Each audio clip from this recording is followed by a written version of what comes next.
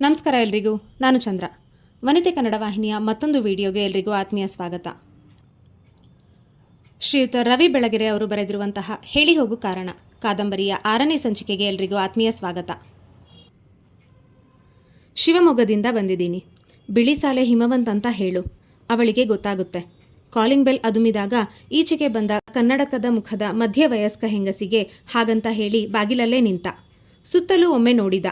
Compound ಪುಟ್ಟದಾದರೂ ಬಲೆ ಮಟ್ಟಸವಾಗಿತ್ತು.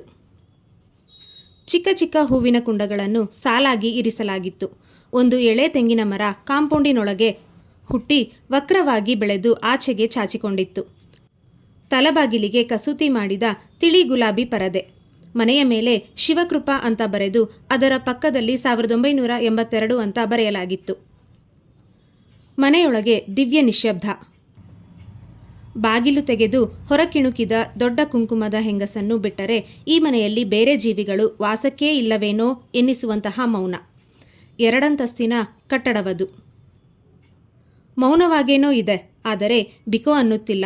ಸಾಮಾನ್ಯವಾಗಿ ಗೃಹಸ್ಥರ ಮನೆಗಿರುವಂತಹ ಲವಲವಿಕೆ ಈ ಮನೆಗಿಲ್ಲ ಅಂದುಕೊಳ್ಳುತ್ತಿದ್ದಂತೆಯೇ ಇದ್ದಕ್ಕಿದ್ದಂತೆ ಆ 2 ಅಂತಸ್ತಿನ ಮನೆಯಲ್ಲೊಂದು ಕಲರವ ಶುರುವಾಗಿ ಹೋಯಿತು. ಬಾಗ್ಲಲ್ಲೇ ನಿಲ್ಸಿದ್ಯಲ್ಲೇ ಮೂದೇವಿ, ಗದರಿಸುತ್ತಲೇ ದಡದಡನೆ ಮೆಟ್ಟಿಲಿಳಿದು ಬಂದಳು ಕಾವೇರಿ. ಹಿಮವಂತ ಸುಮ್ಮನೆ ಅವಳೆಡೆಗೆ ನೋಡಿದ. ಒಂದು ಪರಿಚಯದ ನಗೆ ಕೂಡ ಬೀರಲಿಲ್ಲ. ಆದರೆ ಕಾವೇರಿಯ ಕಣ್ಣುಗಳಲ್ಲಿ ಸಂತೋಷದ ಹೂಕುಂಡ. ಅವಳ ಇಷ್ಟಗಲ ಕುಂಕುಮದಲ್ಲಿ ಸಂಭ್ರಮ. ಕೈಯಲ್ಲಿ ಕಸೂತಿ ಸಾಮಗ್ರಿ ಹಿಡಿದುಕೊಂಡೇ ಮೆಟ್ಟಿಲಿಳಿದು ಬಂದವಳು ಇನ್ನಿಲ್ಲದ ಅಕ್ಕರೆ, ಗೌರವ ಮತ್ತು ಯಾವುದೋ ಅವ್ಯಕ್ತ ಭಯದಿಂದಲೇ ಒಳಮನೆಯೊಳಕ್ಕೆ ಕರೆದೊಯ್ದಳು ಕಾವೇರಿ. ಸೋಫಾದ ತುಂಬ ಕಸೂತಿ ಹಾಕಿದ ಬಟ್ಟೆ ಹಾಸಲಾಗಿತ್ತು. ಕಿಟಕಿಗಳಿಗೂ ಕಸೂತಿ ಹಾಕಿದ ಪರದೆಗಳೇ. ಅವಳು ಉಟ್ಟ ಸೀರೆಯ ಮೇಲೆಲ್ಲ ಕಸೂತಿ ನಕ್ಷತ್ರಗಳು. ಹೆಸರು ಸರಿಯಾಗೇ ಇಟ್ಟಿದ್ದಾರೆ ಅಂದುಕೊಂಡ ಹಿಮವಂತ. ಅವನನ್ನು ಸೋಫಾದ ಮೇಲೆ ಕೂಡಿಸಿ ಅವನೆದುರು ನೆಲದ ಮೇಲೆ ಕುಳಿತು ಬಿಟ್ಟಳು ಕಾವೇರಿ. ಹಿಮವಂತನ ಆಗಮನ ಅನಿರೀಕ್ಷಿತವಾಗಿತ್ತು. ಅವಳಿಗೆ ಮಾತು ಹೊರಡುತ್ತಿರಲಿಲ್ಲ. ಅದಕ್ಕಿಂತ ಹೆಚ್ಚಾಗಿ ಏನು ಮಾತಾಡಿದರೆ ಏನು ಎಡವಟ್ಟಾಗಿ ಬಿಡುತ್ತದೋ ಎಂಬ ಆತಂಕ. ನಿನ್ನ ಹತ್ರ ಒಂದು ಕೆಲಸ ಆಗಬೇಕಿತ್ತು, ಅದಕ್ಕೆ ಬಂದೆ. ಹಿಮವಂತನೇ ಶಬ್ದ ಉದ್ಘಾಟಿಸಿದ. ಪುಣ್ಯ ನಂದು. ಹೇಳಿ ಕಳಿಸಿದ್ರೆ ಶಿವಮೊಗ್ಗಕ್ಕೆ ನಾನೇ ಬರ್ತಿದ್ದೆ ಅಂದಳು ಕಾವೇರಿ. ಕೆಲಸವಿರೋದು ದಾವಣಗೆರೆಯಲ್ಲಿ. ನಿನ್ನ ಕೈಲಿ ಆಗತ್ತಿದ್ರೆ ಮಾತ್ರ ಮಾಡು. ದುಡ್ಡು ದುಕ್ಕಾಣಿಗೆ ಹಿಂದು ಮುಂದು ನೋಡಬೇಕಾಗಿಲ್ಲ. ಪ್ರಾರ್ಥನಾಗೊಂದು ಮೆಡಿಕಲ್ ಸೀಟು ಬೇಕು. ಕಾಲೇಜು ನಡೆಸೋ ಮನುಷ್ಯ ನಿಂಗೆ ಗೊತ್ತಿರೋನು. ಅದಕ್ಕೆ ಬಂದೆ, ಅಡೆತಡೆ ಇಲ್ಲದೆ ಹೇಳಿದ. ಪ್ರಾರ್ಥನಾ ಅಂದರೆ? ಕಾವೇರಿ ಗೊಂದಲಕ್ಕೆ ಬಿದ್ದಿದ್ದಳು. ನಾನು ಮದುವೆಯಾಗೋ ಹುಡುಗಿ. ಹಾಗೇಕಂದನೋ ಹಿಮವಂತ್ ಅಂದುಬಿಟ್ಟ. ಆಮೇಲೆ ಪಶ್ಚಾತ್ತಾಪ ಪಡಬೇಕೆನ್ನಿಸಲಿಲ್ಲ. ಮದುವೆಯಾಗುವಷ್ಟು ಪ್ರೀತಿಸುತ್ತೇನಾ ಅವಳನ್ನು ಎಂಬ ಪ್ರಶ್ನೆಗೆ ಅಲ್ಲೇ ಉತ್ತರ ಸಿಕ್ಕಂತಾಗಿ ಬಿಟ್ಟಿತು. ಕರ್ಕೊಂಡು ಬಂದಿದ್ದರೆ ಕಣ್ಣಾರೆ ನೋಡ್ತಿದ್ದೆ ಅಂದವಳು ಗಕ್ಕನೆ ಮಾತು ನಿಲ್ಲಿಸಿದಳು ಕಾವೇರಿ. ಹಿಮವಂತನಿಗೆ ತನ್ನೆಡೆಗೆ ಅದೆಂಥ ಉತ್ಕಟ ದ್ವೇಷವಿದೆ ಎಂಬುದು ಅವಳಿಗೆ ಗೊತ್ತು. 2ನೆಯ ಬಾರಿಗೆ ಅವನು ಈ ಮನೆಯ ಹೊಸ್ತಿಲು ತುಳಿದದ್ದೇ ಒಂದು ಆಶ್ಚರ್ಯ. ಮೊದಲ ಬಾರಿಗೆ ಬಂದಾಗ ಇದೇ ಸೋಫಾದ ಮೇಲೆಯೇ ಕುಳಿತಿದ್ದ. ಅವತ್ತು ಈ ಮನೆಯ ದೀಪ ಉಳಿಸಿದ್ದ. ಅವನ 2 ಪಾದಗಳ ಮೇಲೆ ಹಣೆ ಇರಿಸಿ ಗಳಗಳನೆ ಅತ್ತು ಬಿಟ್ಟಿದ್ದಳು ಕಾವೇರಿ. ಅವಳಿಗಿಂತ ತುಂಬ ಚಿಕ್ಕವನು ವಯಸ್ಸಿನಲ್ಲಿ. ಆದರೆ ಭಗವಂತ ಮಾತ್ರ ಮಾಡಬಹುದಾದಂತಹ ಉಪಕಾರ ಮಾಡಿದ್ದ ತನ್ನ ಮನೆಗೆ.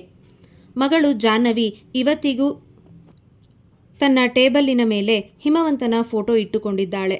ದೇವರಿಗಿಂತ ಮುಂಚೆ ಅವನಿಗೆ ನಮಸ್ಕಾರ ಮಾಡುತ್ತಾಳೆ. ಅವತ್ತು ಹಿಮವಂತನೇ ಇಲ್ಲದಿದ್ದರೆ ಜಾನಿಯ ಬದುಕು ಏನಾಗಿ ಹೋಗುತ್ತಿತ್ತೋ?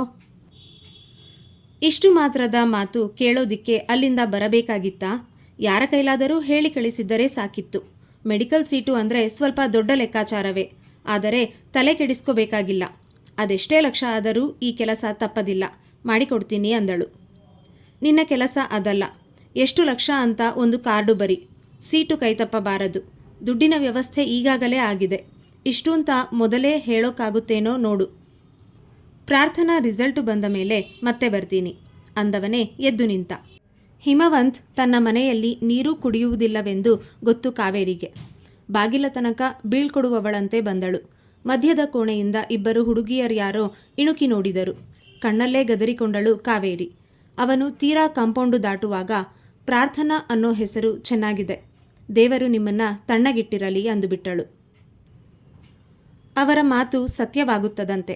ಹೌದಾ? ತನ್ನಲ್ಲಿ ತಾನೇ ಕೇಳಿಕೊಂಡ ಹಿಮವಂತ. ಗೇಟಿನ ಚಿಲುಕ ಅದುಮುವಾಗ ಜಾಹ್ನವಿ ಹೇಗಿದ್ದಾಳೆ ಅಂತ ಕೇಳೋಣವೆಂದುಕೊಂಡವನು ಇತ್ತೀಚೆಗಷ್ಟೇ ಅವಳ ಪತ್ರ ಬಂದಿದೆಯಲ್ಲ ಅನ್ನಿಸಿ ಸುಮ್ಮನಾದ. ಅವನು ಕಂಪೌಂಡಿನಿಂದ ಹೊರಬಿದ್ದು ಬೀದಿ ತಿರುವಿನಲ್ಲಿ ಕಣ್ಮರೆಯಾಗುವ ಹೊತ್ತಿಗೆ ಅದೇಕೋ ಕಾವೇರಿಯ ಕಣ್ಣು ತುಂಬಿ ಬಂದಿದ್ದವು. ಭಗವಂತ, ಈ ಬದುಕನ್ನು ಇವತ್ತಿನಿಂದಲಾದರೂ ಕೈ ಹಿಡಿದು ನಡೆಸು. ನಿಟ್ಟುಸಿರು ಮತ್ತು ಯಾಚನೆಗಳ ಮಧ್ಯೆ ತೊಯ್ದಂತಿದ್ದ ಮಾತುಗಳನ್ನು ತನಗೆ ತಾನೇ ಎಂಬಂತೆ ಹೇಳಿಕೊಂಡು ನೆಲಕ್ಕೊಮ್ಮೆ ಹಣೆ ಹಚ್ಚಿದಳು ಪ್ರಾರ್ಥನಾ. ಅವಳಿಗದು ನಿತ್ಯದ ರೂಢಿ. ತೀರಾ ಮಲಗುವ ಮುನ್ನ ದೇವರ ಪಟಕ್ಕೆ ಕೈ ಮುಗಿಯುತ್ತಾಳೆ. ಅದರ ಮುಂದೆ ಊರಿದ ಮೊಣಕಾಲುಗಳಲ್ಲಿ ಕುಳಿತು ನೆಲಕ್ಕೆ ಹಣೆ ಹಚ್ಚುತ್ತಾಳೆ. ಪ್ರಾರ್ಥನೆಯಿಂದ ಆರಂಭವಾಗುವ ದಿವಸ ಪ್ರಾರ್ಥನೆಯೊಂದಿಗೆ ಮುಗಿಯಬೇಕು. ಯಾರಿಟ್ಟರೋ ತನಗೆ ಇಂಥದೊಂದು ಚಂದದ ಹೆಸರು? ದೇವರಿದ್ದಾನೋ ಇಲ್ಲವೋ, ಕೈ ಹಿಡಿದು ನಡೆಸುತ್ತಾನೋ ಇಲ್ಲವೋ, ಆದರೆ ಪ್ರಾರ್ಥನೆಯಂತೂ ಪ್ರತಿ ಮನುಷ್ಯನಲ್ಲೂ ಇದೆ. ಆದರೆ ಈ ಬಾರಿ ನೆಲಕ್ಕೆ ಹಣೆ ಹಚ್ಚಿ ನಮಸ್ಕರಿಸಿದಾಗ ಅದೇಕೋ ದೇವರು ಆ ತನಕ ನಿಂತಿದ್ದ ಜಾಗದಲ್ಲಿ ಮೊಟ್ಟ ಮೊದಲ ಬಾರಿಗೆ ಹಿಮವಂತನ ಆಕೃತಿ ಕಂಡಂತಾಗಿತ್ತು. ಅವನು ದೇವರಲ್ಲದೆ ಮತ್ತೇನು? ಪ್ರೀತಿ, ಆಶ್ರಯ, ನೆಮ್ಮದಿ, ಕಂಫರ್ಟ್ ಮತ್ತು ಬದುಕಿಗೊಂದು ದಿಕ್ಕು ಕಲ್ಪಿಸಿ ಕೊಡುವವನೇ ದೇವರಲ್ಲವೇ? ಒಂದು ಸಲ ಅವನನ್ನೇ ಕೇಳಬೇಕು, ನಾಳೆಯಿಂದ ನಿನ್ನನ್ನು ದೇವರೇ ಅಂತ ಕರೆಯಲಾ? ಅವಳಿಗೆ ಗೊತ್ತು, ಹಿಮವಂತ್ ನಕ್ಕು ಬಿಡುತ್ತಾನೆ. ಮಂಡಿ ಮರ್ಚೆಂಟು ಶಾಂತಪ್ಪ ಹೈಮಣ್ಣ ಅಂದಾಗ ನಕ್ಕಂತೆಯೇ. ಈ ಭಾವ ಮೊಳೆತದ್ದು ನಿನ್ನೊಬ್ಬಳಲ್ಲೇ ಅಲ್ಲ. ಕಾಣದ ಬದುಕಿನೆದುರು, ಭಗವಂತನೆದುರು ಬರಿಗೈ ಜೋಡಿಸಿಕೊಂಡು ನಿಂತ ಈ ಹಿಮವಂತನೆಂಬ ಏಕಾಂಗಿಗೆ ನೀನು ಪ್ರಾರ್ಥನೆಯಂತೆ ದೊರಕಿದವಳು. ಅದು ಫಲಿಸುತ್ತದೋ ಇಲ್ಲವೋ ಕಂಡವರ್ಯಾರು, ಆದರೆ ಪ್ರಾರ್ಥನೆ ಆ ಕ್ಷಣದ ಮಟ್ಟಿಗೆ ತೃಪ್ತಿ ನೀಡುತ್ತದೆ. ಅಷ್ಟು ಸಾಕು, ಹಾಗಂತ ಕಣ್ಣುಗಳಲ್ಲೇ ಹೇಳಿದ್ದ ಹಿಮವಂತ್. ಓದುತ್ತಿದ್ದ ಬಯಾಲಜಿ ಪುಸ್ತಕದಿಂದ ಪಕ್ಕನೆ ತಲೆ ಎತ್ತಿ ನೋಡಿದಳು. ಗೋಡೆಗೆ ಒರಗಿ ಕುಳಿತಿದ್ದ ಹಿಮವಂತ್ ಅದ್ಯಾವುದೋ ಕನಸಿನಲ್ಲಿ ಕಳೆದು ಹೋದವನಂತಿದ್ದ. ಸ್ಟೌವ್ನ ಮೇಲಿರಿಸಿದ ತಪ್ಪಲೆಯಲ್ಲಿ ಅನ್ನ ಕುದ್ದು ಸುಮ್ಮನಾಗಿತ್ತು. ಅವತ್ತಷ್ಟೇ ಹಿಮವಂತ್ ಎಲ್ಲಿಂದಲೋ ದುಡ್ಡು ಜೋಡಿಸಿ ಪ್ರಾರ್ಥನಾಳಿಗೆಂದು ಒಂದು ಚೂಡಿದಾರ್ ತಂದುಕೊಟ್ಟಿದ್ದ. ಮನೆಯಲ್ಲಿದ್ದಾಗ ಹಾಕಿಕೊಳ್ಳಲು ಕಪ್ಪು ನೈಟಿ. ಬಟ್ಟೆ ಅಂಗಡಿಗೂ ಅವಳನ್ನು ಕರೆದೊಯ್ದಿರಲಿಲ್ಲ. ಅಂಗಡಿಯವನು ಎದುರಿಗೆ ಹರವಿದ 10 ದಿರಿಸುಗಳಲ್ಲಿ ಒಂದೆರಡನ್ನು ಸುಮ್ಮನೆ ಕೈಲಿ ಹಿಡಿದು ದಿಟ್ಟಿಸಿದ್ದ. ಪರೀಕ್ಷೆಗೆ ಓದಲು ಕಪ್ಪು ನೈಟಿ ಸಾಕು, ಪರೀಕ್ಷೆ ಬರೆಯಲು ಅಗ್ಗದ ಬಟ್ಟೆಯ ಚೂಡಿದಾರ್. ಎಂಥ ದಿರಿಸಿನಲ್ಲೂ ಪ್ರಾರ್ಥನಾ ಮುದ್ದಾಗಿಯೇ ಕಾಣುತ್ತಾಳೆ ಅನ್ನಿಸಿತ್ತು. ಹೆಂಗಸರ ಬಟ್ಟೆ ಖರೀದಿಸಿ ಅಭ್ಯಾಸವಿಲ್ಲ. ತನಗಾದರೂ ಎಷ್ಟು ಮಹಾ ಬಟ್ಟೆ ಖರೀದಿಸಿದ್ದಾನೆ. ಹೊಸ ಬಟ್ಟೆ ಹಾಕಿಕೊಂಡ ದಿನ ಕೂಡ ಕನ್ನಡಿ ಎದುರು ನಿಂತು ನೋಡಿಕೊಂಡವನಲ್ಲ. ಮೊದಲಿಂದಲೂ ಅಷ್ಟೇ. ಒಂದು ಜೊತೆ ಮೈಮೇಲೆ, ಇನ್ನೊಂದು ಜೊತೆ ಬಂಡೆಯ ಮೇಲೆ ಎಂಬಂತೆ ಬೆಳೆದವನು. ಮುಳ್ಳಯ್ಯನಗಿರಿಯ ತುದಿಯಲ್ಲಿ ಅವತ್ತು ಸಾಯಂಕಾಲ ಸೂರ್ಯ ಮುಳುಗುತ್ತಿದ್ದ ಹೊತ್ತಿನಲ್ಲಿ ದಟ್ಟ ಕೇಸರಿ ಹಾಕಿಕೊಂಡು ದಿನ್ನೆ ಏರುತ್ತಾ ಬಂದ ಕಪ್ಪುಗಡ್ಡದ ಚಿಕ್ಕ ವಯಸ್ಸಿನ ಸನ್ಯಾಸಿಯೊಬ್ಬರನ್ನು ನೋಡಿದಾಗ ಮಾತ್ರ ಜೀವನದಲ್ಲಿ ಯಾವತ್ತಾದರೂ ಅಂಥದೊಂದು ಕಾವಿದಿರಿಸು ಧರಿಸಬೇಕು ಅಂತ ತೀವ್ರವಾಗಿ ಅನ್ನಿಸಿಬಿಟ್ಟಿತ್ತು. ಆಗಿನ್ನೂ ಅವನು ಪ್ರಾರ್ಥನಾಳನ್ನು ನೋಡಿರಲಿಲ್ಲ. ದಿರಿಸು ಅಂತ ಉತ್ಕಟವಾಗಿ ಆಸೆಯಾದದ್ದು ಅದೊಂದು ಕಾವಿಯನ್ನು ನೋಡಿದಾಗ ಮಾತ್ರ. ಆಮೇಲೇನಿದೆ? ಪ್ರಾರ್ಥನಾಳನ್ನು ನೋಡಿದ ಮರುಕ್ಷಣದಿಂದ ಅವನಲ್ಲಿ ಮೊಳೆತು ನಿಂತದ್ದು ಒಂದೇ ಆಸೆ, ದುಡ್ಡು ಮಾಡಬೇಕು. ಕೇವಲ ಅವಳಿಗಾಗಿ, ಅವಳು ಡಾಕ್ಟರ್ ಆಗುವುದಕ್ಕಾಗಿ, ಅವಳು ಸುಖವಾಗಿರುವುದಕ್ಕಾಗಿ. ಅರಸಿಕೊಂಡು ಹೋಗಿದ್ದಿದ್ದರೆ ಈ ಹೊತ್ತಿಗೆ ಅವೆಷ್ಟು ಸುಖಗಳನ್ನು ಕಾಣಬಹುದಿತ್ತೋ. ಮೊನ್ನೆ ಆಗಿದ್ದಾದರೂ ಏನು, ಅರ್ಧ ಗಂಟೆಯ ಮಾತುಕತೆಯಷ್ಟೆ. ಶಾಂತಪ್ಪನ ಸ್ಕೂಟರಿನಲ್ಲಿ ಕುಳಿತೆ ಶಿವಮೊಗ್ಗೆಯ ಒಂದು ತುದಿಗಿರುವ ಗಾಡಿಕೊಪ್ಪಕ್ಕೆ ಹೋಗಿ ಬಂದದ್ದಾಯಿತು. ತೀರಾ ದೂರವೇನಲ್ಲ, ಊರ ಅಂಗಳದಲ್ಲೇ ಇದೆ ಖಾಲಿ ಜಮೀನು. ರಸ್ತೆ ಬದಿಯಲ್ಲಿ ಸ್ಕೂಟರು ನಿಲ್ಲಿಸಲು ಹೇಳಿ ಜಮೀನಿನ ಉದ್ದಗಲಕ್ಕೂ ಶಾಂತಪ್ಪನನ್ನು ಓಡಾಡಿಸಿದ್ದ. ಹಾಕಿದ ದುಡ್ಡಿಗೆ ನಷ್ಟವಿಲ್ಲ. ಶ್ರದ್ಧೆಯಿಂದ ಓಡಾಡಿ ಮಾಡಿದರೆ 6 ತಿಂಗಳಲ್ಲಿ ಕನಕವೃಷ್ಟಿ. ಅಸಲು ಲಾಭ ಎಲ್ಲ ನೀವೇ ಇಟ್ಕೊಳ್ಳಿ. ನನಗೆ ಪಾಲೂ ಬೇಡ, ಸಂಬಳವೂ ಬೇಡ. ಪ್ರಾರ್ಥನಾ ಡಾಕ್ಟರ್ ಆಗಬೇಕು. ಅವಳ ಓದಿಗೆ ಅಂತ ಸಾಲ ಕೊಡಿ. ಸಂಬಳವಿಲ್ಲದೆ ನಿಮಗೋಸ್ಕರ ದುಡಿಯುತ್ತೇನೆ.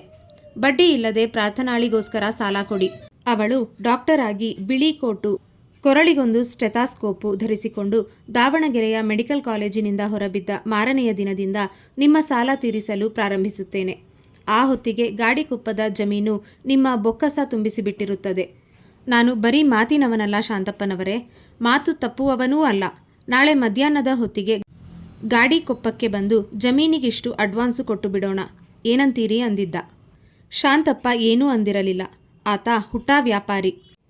ಲಾಭ ಕೊಡುವ ಹಸು ಯಾವುದು ಅಂತ ತಕ್ಷಣ ಅರಿಯಬಲ್ಲ ಜಾಣ. ಹಿಮವಂತ ತನ್ನನ್ನು ಏನು ಕೇಳುತ್ತಿದ್ದಾನೆಂಬುದು ಅತ್ಯಂತ ಸ್ಪಷ್ಟವಾಗಿ ಶಾಂತಪ್ಪನಿಗೆ ಅರ್ಥವಾಗಿತ್ತು. ನಿಮ್ಮ ದುಡ್ಡು ನನ್ನ ಕನಸು ಭೇಟಿಯಾದರೆ ಸಾಕು. ನಿಮ್ಮ ಬೊಕ್ಕಸದ ಮೇಲೆ ಕನಕವೃಷ್ಟಿ. ಅದಿಷ್ಟೂ ನೀವೇ ಇಟ್ಟುಕೊಳ್ಳಿ. ನನ್ನ ಪ್ರಾರ್ಥನಾಳಿಗಾಗಿ ಸಾಲ ಕೊಡಿ. ದೂಸರ ಮಾತೇ ಆಡಿರಲಿಲ್ಲ ಶಾಂತಪ್ಪ. ಈ ಸದ್ಯಕ್ಕೆ ಎಷ್ಟು ಬೇಕು ಹೇಳು ಅಂತ ಕೇಳಿದ್ದ. ಈ ಜಮೀನಿನಲ್ಲಿ ಮೊದಲ ಕಲ್ಲು ಹೂಳಿದ ದಿನ, ನೀವು ಹಾಕಿದ ದುಡ್ಡಿಗೆ ಮೊದಲ ಪ್ರತಿಫಲ ಬಂದ ದಿನ, ಅವತ್ತು ಕೇಳ್ತೀನಿ ಸಾವ್ಕಾರ್ರೆ. ಅಲ್ಲಿಯ ತನಕ ನಂಗೊಂದು ಬಿಡಿಗಾಸೂ ಬ್ಯಾಡ ಅಂದು ಬಂದಿದ್ದ. ಅವನ ಕಣ್ಣುಗಳಲ್ಲಾಗಲೇ ಪ್ರಾರ್ಥನಾ ಲೇಔಟ್ ಸಣ್ಣಗೆ ಮೈ ಮುರಿಯುತ್ತಿತ್ತು. ಎಂಥ ಚಂದದ ಹೆಸರಲ್ಲವೇ! ಪ್ರಾರ್ಥನಾ ರೆಸಾರ್ಟ್, ಪ್ರಾರ್ಥನಾ ಪಾರ್ಕ್, ಪ್ರಾರ್ಥನಾ ಕಮ್ಯುನಿಟಿ ಹಾಲ್ ಮತ್ತು ಪ್ರಾರ್ಥನಾ ಹಾಸ್ಪಿಟಲ್. ತನ್ನ ಪ್ರತಿ ಕನಸು ಪ್ರಾರ್ಥನೆಯೊಂದಿಗೆ ಪ್ರಾರಂಭವಾಗಬೇಕು. ಪ್ರಾರ್ಥನಾಳ ಪಕ್ಕದಲ್ಲಿ ನಿಂತೇ ಅದನ್ನು ನನಸಾಗಿಸಿಕೊಳ್ಳಬೇಕು. ಇಷ್ಟಕ್ಕೂ ಪ್ರಾರ್ಥನಾ ಲೇಔಟ್ ಎಂಬ ಹೆಸರಿಡಲು ಮಂಡಿ ಮರ್ಚೆಂಟು ಶಾಂತಪ್ಪ ಒಪ್ಪುತ್ತಾನಾ? ಗೊತ್ತಿಲ್ಲ. ತಮ್ಮ ವಂಶದ ಹೆಸರಿಡು ಅನ್ನಬಹುದು. ನಂದಕ್ಕನ ಹೆಸರಿಡು ಅನ್ನಬಹುದು. ಹೆಸರು ಯಾವುದಾದರೇನಂತೆ, ಕನಸು ನನ್ನದು. ಇಲ್ಲಿಗೆ ಈ ಸಂಚಿಕೆ ಸಂಪೂರ್ಣ. ಈಗ ಇಂದಿನ ಕಿವಿಮಾತು. ಬದುಕು ಚೆನ್ನಾಗಿ ಸಾಗಿಸಲು ಮನೆಯ ವಾಸ್ತುಗಿಂತ ವಾಸ್ತವವನ್ನೊಪ್ಪಿಕೊಳ್ಳುವ ಮನಸ್ಥಿತಿ ಬಲು ಮುಖ್ಯ. ಧನ್ಯವಾದ.